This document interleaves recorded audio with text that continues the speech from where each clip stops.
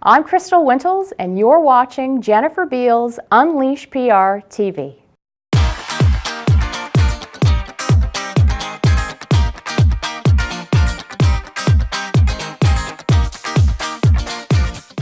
I'm here with Christel Wintels, who's the franchise owner of the Golden Horseshoe B&I. So we've got one of the top experts in business networking, and I'm going to turn over to you and ask you just right off the bat, what's one of the biggest problems that you see that people do in their business networking that's ruining it for them?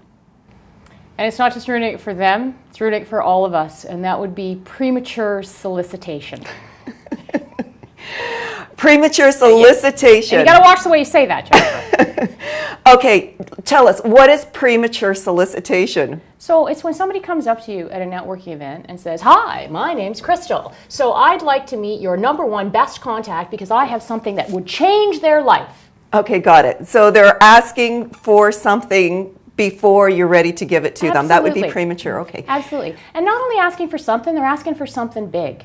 We all build our networks very carefully, and we're all very protective of the relationships we have in our network. When someone comes up to you and says, "I want to meet the most famous person you know, or the most wealthy person that you know," and that's a relationship that you've spent a lot of time building your credibility with, they haven't earned the privilege to ask you for that introduction. So they're leaping in at a level where you don't know them, you certainly haven't built a relationship with them, and there's no trust between the two of you. But what they're asking is absolutely cold, and the equivalent would be cold calling.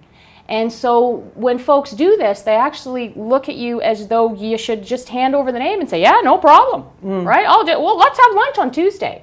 And it just doesn't work that way, because these relationships are very precious. And when you do have people in your network that you're close to and you like and respect and you know them, you're delighted to introduce them. So what works?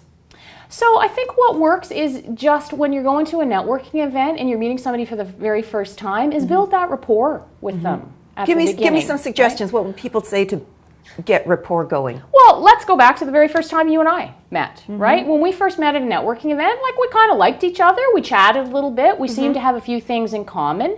We didn't, pursue the relationship the next day, the next week. We found ourselves at other events. So I didn't ask for too much that day. You didn't ask for anything that day. What you established with each other is the fact that we probably would like to get to know each other better.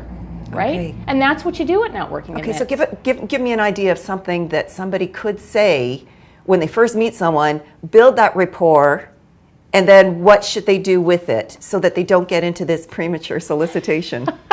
So I think if people show a genuine interest in each other, I think one of the best objectives at a networking event is to actually see if you connect with people that you like. Okay, so what would you say to someone? Well, I would start to ask them a little bit about the business that they're in. I would ask them why they chose that business. That's often very telling. People choose businesses because it's something they love, something they're passionate about.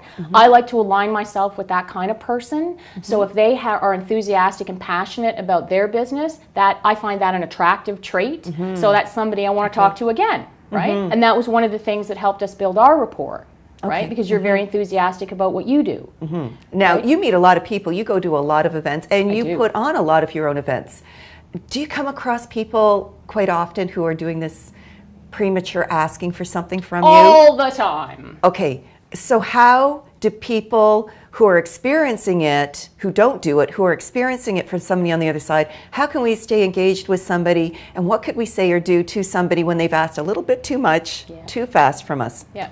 And not making the person feel uncomfortable Right. if they have that level of sensitivity. Because I'm not always sure that folks who do premature solicitation have that level of sensitivity. Okay. But if they do have that level of sensitivity, I would recommend taking it back to the fundamentals. Like, my name's Christel. We don't know each other very well. This is the first time we've met. And although I really enjoy introducing my contacts to the people in my network, I do that after I've established a long-term, trusting relationship, after we've done some projects together, after we've done some business together. So if we want to start to build that kind of relationship, that's cool with me. Okay, and if I were to respond and say, that sounds great because I'd like to get to know you better, Yep. what would you suggest then that we do next to further our relationship at a pace that you're more comfortable with? Well, I think probably what happens when you're building networking relationships and business relationships is frequency. Right? So if you go to events and you see similar people time and time again, or if you start to find that you have areas of mutual interest, maybe there's a blog that you like to follow and you think this person might like to follow that blog. If you start to stay in touch with that kind of natural approach,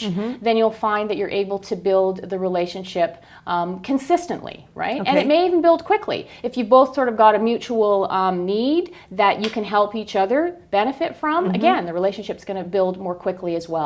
But I think it's looking out for both parties. How can you help each other? What can you do for each other that's going to be beneficial for the relationship as a whole? And it's a relationship we're looking to build, not get a sell, right? Networking is relationship building, and premature solicitation is direct selling, if that's what I hear you're saying. Yeah, okay. absolutely. And we want to get back to relationship building, take it slow, and build over time. Absolutely. And then how would you know when you're at that point where you could ask?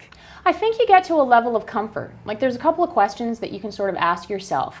How well do you know the person? Do you know if they have children? Do you know their children's names? Do you know when their birthday is, the person's birthday? When you start to know that information about somebody, it means that the relationship is reaching another level. And I guess a good assessment of sort of a business relationship, could you call that relationship after hours if you needed something, right? That level of relationship probably means that you're ready to ask for that favor. Okay. That you're ready to do that solicitation, if you will. But you know, it's not solicitation. If you've been in a relationship with somebody and you've built that trust, it's helping each other out, right? So the whole word solicitation, because it's got that sales connotation, that's everything's happening too early and too soon and too fast. And all we need to do is just slow down. Yeah. Go in with an intention to meet some people and find the ones that we want to continue on with and build a relationship with.